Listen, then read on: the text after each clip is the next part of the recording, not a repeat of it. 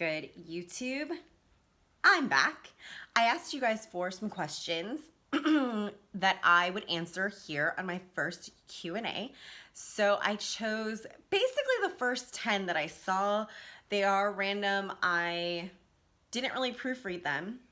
So bear with me as I fumble through them. Here we go. Question number 1. Oh, what is your biggest struggle during Women's Shark Week, aka your menstrual cycle? I powerlift during that time of the month. My training sucks. I still push through. I feel bloated and super hungry. It's basically, she says 2 weeks out of the month, she's bloated and doesn't feel great. Well, I agree. I actually, suffer from pretty bad periods. I've heard of much worse.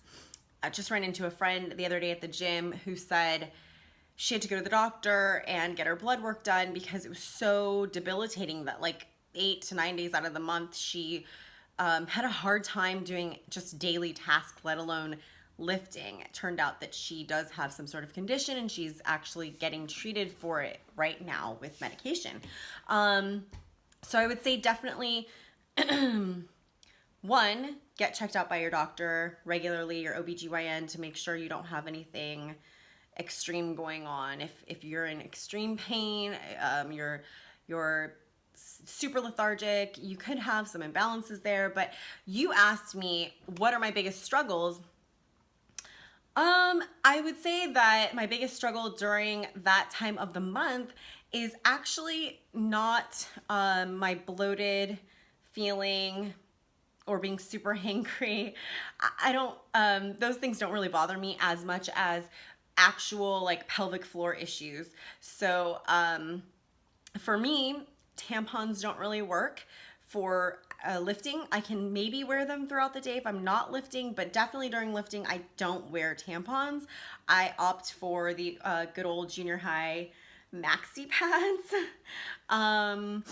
And I do have a hard time with incontinence only during pushing type like bracing movements. So all of my compound movements, I have a hard time with my pelvic floor, meaning that I piddle a little bit during squats, deadlifts, even bench. Anytime where I'm really bracing my core hard against my belt, I feel a little bit of a piddle. So that's my biggest problem with training during that time of the month. It's not something I complain about or talk about on my Instagram or anything like that because I don't think that I need sympathy for that, or it's not an excuse for my training sucking. I do program my bigger, heavier days normally around my period, but you know, luck has it that the federation I lift for doesn't know my period cycle. So a lot of times in the past, I've actually had to compete on my cycle day, and even sometimes the first day, which is the worst day, as most of you ladies know. And that's just the way my cookies crumbled, if you will. So you just kind of have to push on through. But Advil helps a little bit. Maxi pads help a little bit, and complete denial helps the most. I just push it out of my head. If I pee myself, I pee myself. You know what I'm saying? Okay. Love your stuff. Keep it up. Oh, what type of, these are all questions about below the waist so far.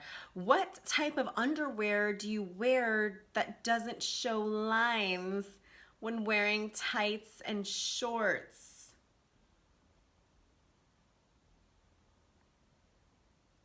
The invisible kind. I don't wear underwear with those articles of clothing. I really hope that was from a girl, not from a guy. That's freaking weird. But yeah, I don't generally, because not because of panty lines. Sometimes I do. Sometimes I don't. It's just the way I feel that day. But not because of panty lines, because thongs or any other underwear that turn into thongs as you squat. That just happens. I don't care how big the back of your underwear is. It'll go up your ass when you're doing sumos, especially sumos and squats. Yeah, I don't like the wedgie feel. It's distracting. So I just don't do it. I'm not a big fan of underwear. All right. That was just a baited question for the pervs. All right. Oh, this is a good one. Kind of sad, kind of long, kind of hard for me to answer. What is the best advice you can give to women always being hurt and disappointed by men? And then it goes on. Okay. I get a lot of dating questions on Instagram, maybe because you guys have noticed I'm in a relationship and I'm very, very happy and I'm in love and you want that same thing, and I don't blame ya. However, I'm not a dating expert in the way that, like, I've never claimed that I do it right, that I'm great at it. I've had a decade or so of horrible dating experience, and I just happen to be in a good relationship now that has mostly to do with the person that I'm with. He's a saint and I'm a big pain in the ass, as most of you have noticed. But my relationship advice is to not give up hope that there are good people, men and women, in this world. And before looking for them, make sure that you are the best human being that you can be. So quit worrying about finding the right mate and make sure that you are happy with yourself, because when all is said and done, I have to be okay with Amanda. Forget about T, although we love him, right? But if he wasn't there, and God forbid if he's not there one day, I still have to live with myself. And it took me a long time to get to a place where I like myself. Some would say I love myself. And that's the best feeling in the world. And no man can ever replace the love that I have for myself. And when you find it, most often other people recognize it. And respect it. Okay, do you always have knee pain? If so, is it bad to squat and leg press with frequent knee pain? I ask because I have knee pain sometimes and I'm afraid to carry more than I do. Okay, no, I don't. I don't always have knee pain. I have a slight injury in my left leg. It's actually not really on the joint. It's more to do with my hamstring, but it's affecting my knee flexion and extension. If you have frequent knee pain, you might have to reevaluate your movement pattern. You might want to talk to a physical therapist. You could try to self-diagnose it by videoing your lifts, especially your squats, and then looking on some materials online. But I would say probably 9 times out of 10, if you're having frequent knee pain, which is really common in new lifters, like tendonitis over and over again, you might just be moving wrong. There's nothing wrong with that. I remember that time, maybe 10 years ago, 7 years ago, when I started squatting, what I thought was squatting, and I constantly had patellar tendonitis. Saw a physical therapist, and they fixed my knee pain because they fixed my movement pattern. So, see a DPT. Okay. Or a good sports and conditioning trainer, like an athletic trainer. They could probably help you. Some of them. Not all of them. That's a whole nother topic. A question. Oh, okay.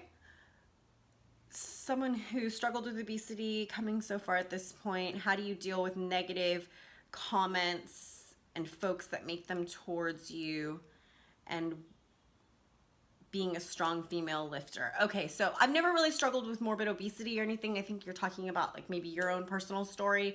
But I have been overweight. I've also been extremely underweight. And I do get body shamed on a regular basis. How do I deal with negative comments? I just don't. I mean, it's something that I've had to come...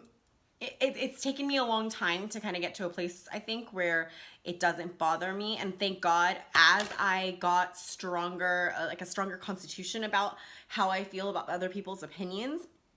I didn't realize this light was here. how I feel about other opinions as I kind of got stronger about it and more okay with myself. Sort of my self-esteem was sort of coming along at the same time as like my Instagram following. So as I got more okay with myself and what other people said and thought about me, my Instagram following started to come up as well. I don't know if that has anything to do with each other, but what I mean to say is when I was more insecure and had a harder time dealing with negative comments, I got less of them simply because I just didn't have a lot of following. So thank goodness, because if I was in that place of mental health that I was a few years ago and had 40, 50,000 followers, now I don't think I would be able to deal with it the same way. So how do I deal with it now? Well, it's taken me a long time to evolve my way of thinking about it. And I think my boyfriend actually says it the best, so I have to credit him with that. And his theory about it is, their negative comments about him or I or you person, it's not going to affect your goals. So, for instance, somebody might heckle him about his calves or his squat depth or something like that, or the color of his skin. And, it doesn't faze him. And I ask him about it sometimes and he says, it's not going to add pounds to my total, add, dollars to my annual salary, or give me a better grade on my MCAT. Boom. Drop the mic. It's just the truth, guys. Nothing they say about you can affect your life unless you let it. If somebody has a problem with me, it's not going to help me get a 405 squat next week or the next. It's not going to help me make more money this year. Likewise, if somebody comments positively, it's lovely, but it's also not going to affect me. My dad always says, you have to take the compliments and the negative comments in stride, almost with the same amount of attention. Like, thank you, or, oh, that's your opinion, and move on. How long did it take you to lift 2 or 3 plates? Well, 2 plates, I don't think it took very long. I don't remember even that milestone, to be honest, or do I? It was a long time ago, and it wasn't far into lifting. I think it didn't look great, but it wasn't that far into lifting. I think that has to do with CrossFit, because you end up squatting frequently and you just kind of go up incrementally every week and you don't even notice. And when you squat 4 or 5 times a week, it's like 2 plates, that happens fast. So, especially if you weigh like 160 pounds, it's not much over body weight. 3 plates, I remember, happened 2.5 years ago at Barbell Brigade, and I was extremely excited. You know what was funny is you kind of edge on a big number. For me, it was like I would squat 305 for like triples all the time, and I just wouldn't put 3 plates on there because I was scared. So if you're that close, just do it. Don't worry about it. It's just a few pounds. Don't be a little pussy. Anyways, next question. Will you marry me? No. But you had another question down below. But thank you. Any future tattoos in mind? This one's covered in cupping. I have quite a few tattoos. They're all pretty old. So no future tattoos, I don't think. Tattoos were just they're not a phase for me at all. I like them. I don't mind my tattoos. They were just more of a priority as far as like my budget, like 10 years ago than they are now. Now I'd rather like travel or like buy a deadlift bar or a new camera or something. So every time I think about getting a new tattoo, I kind of think about what else I'd rather spend that money on, like buy a new car or whatever. But I do need to get these tattoos retouched. They're showing their age a lot. Look at that. That's an old tattoo. I think I got that when I was like 16 in West Hollywood. Shout out to my grandma. That's her name right there, Yoshiko. And that's my other grandma, Lydia. Rest in peace, both of them. So yeah, if you're in the LA area and you do flash tattoos, help me. What the fuck is this? These are so old. I actually hate talking about my tattoos. How do you determine whether to squat wide or narrow, and if you should wear your lifters or flat shoes? That's a complicated question. Wide or narrow? I always think that it's best to kind of start really sort of with your feet sort of underneath your hips a little bit, and then feel how that goes and walk it in or out depending on what's comfortable for you and what the movement pattern itself determines. So if you can stand shoulder width or hip width apart with your toes straight forward and get down to depth easily in an air squat, especially, or a light goblet squat, then you're fine. But if you have issues, like some people I know, with that stance, a narrow stance, getting down with lightweight or no weight, then you're gonna have to figure out why. And that's the fun part about training, is reducing it down to why and what is your greatest limiting factor. So if it's your ankle dorsiflexion, if you're having trouble because you don't have a lot of ankle mobility, maybe you do need a slight shoe, but also probably want to work on your ankle mobility. If it's your hips, maybe you do need a different stance width, but I would say you probably want to still work on your hip mobility. If you're stronger in your glutes and your hamstrings, you're probably more of a wide stance squatter. If you're stronger in your quads, you might be more narrow. A good example of that would be like Marissa Inda. She's got giant quads and she's very quad dominant. She uses it to her advantage by being in that really narrow, straight forward toe stance, and she can get really far down into the hole like that. Most of you probably will not be able to. Marissa's got like 20 years of bodybuilding and hack squatting and sissy squatting in her background, which gave her a really good foundation to keep that narrow stance. Most people don't have that when they're just starting out in powerlifting. So you might want to play around with toe position and width, but it's completely, based on your biomechanics. All right, next question. I hope that was helpful. Almost done.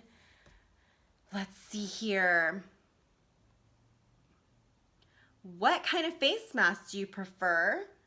Since you were talking about it the other day, I don't have any in this room. I usually have some everywhere, but I just like the basic Korean sheet masks. I mean, they're mostly Korean, but you can get them, like even the big brands like Pond's and Clean and Clear. Everybody's making sheet masks now. It's so in. So any sheet mask you can get, they don't have special ingredients in them, guys. They're like aloe vera, hyaluronic acid. Some of them have collagen, or they say they have collagen, or essential oils in them. They're all just to hydrate your skin. My mom used to say, it doesn't matter what you put on your skin, just moisturize your skin. And she looks fucking phenomenal. So we do what mom says. Okay. So yes, just the Korean sheet masks. You can go to like Daiso here in LA, which is like a Japanese store, and get like 10 for $10, or Ulta has like a million of them, and Sephora. Just get them all.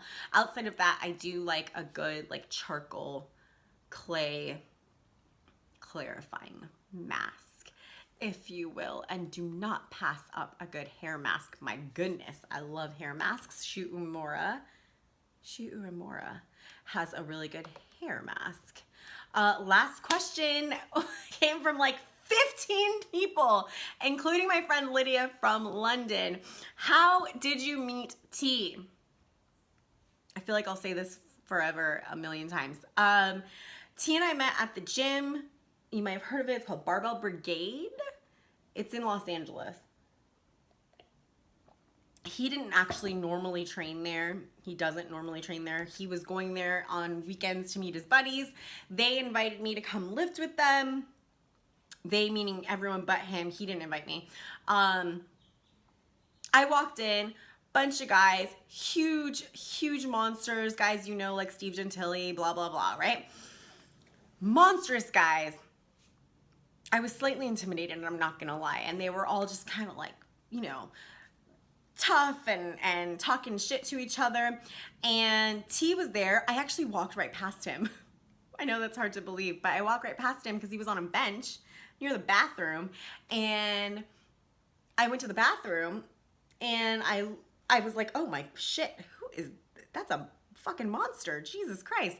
And I looked down at him, and he kind of just like looked up and then looked down and, you know, smiled because he's a little shy. And I looked down at him, and he's like reading like a biochem book. Like in between sets, he's like rolling, sweat beating down his face, and he's like reading, you know, a science book, textbook. And I'm like, yo, I gotta meet that guy. So I went pee, came out, talked to that dude. He was super shy. I think my opening line was like, you're really strong. And he was like, oh, thank you. And we started a little friendship there, and he told me he was trying to go to med school, and he at the time said he wanted to break the 242 world record. But in this like really, I had to pry it out of him. He was really shy. He was really humble. In no way was he like, yeah, I'm trying to break a record. I'm trying to be a doctor. He was extremely shy. I think it wasn't until like he finished his workout and he was like on the AstroTurf rolling out or something and stretching. And I came over there, and we were talking, and I asked him about his plans, and he told me about his plans. And he talked in this way of like, you could tell he was trying to like come off like humble. He didn't want to be cocky. But I also knew that he believed that he was going to do all the things that he said he was going to do. And that inspired me. I really like people like that. I really like people that truly, truly believe in themselves because they believe in the amount of work that they're willing to put in. And so I knew I wanted to be his friend that day, and I became his friend, and we became like training partners and hung out for like, I don't know, like 6-8 months. Just friends. And then one day he took me for donuts, and he told me that we should be more than friends. And now we're here.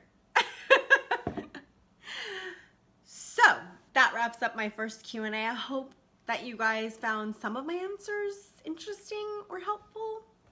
I will definitely do another one if you guys like this. Let me know below in the comments. If you haven't already done so, please subscribe to my channel so that I can keep giving you guys more content. I promise to make some more interesting things in the very near future. In the meantime, stay strong. I love you. And don't be a dick.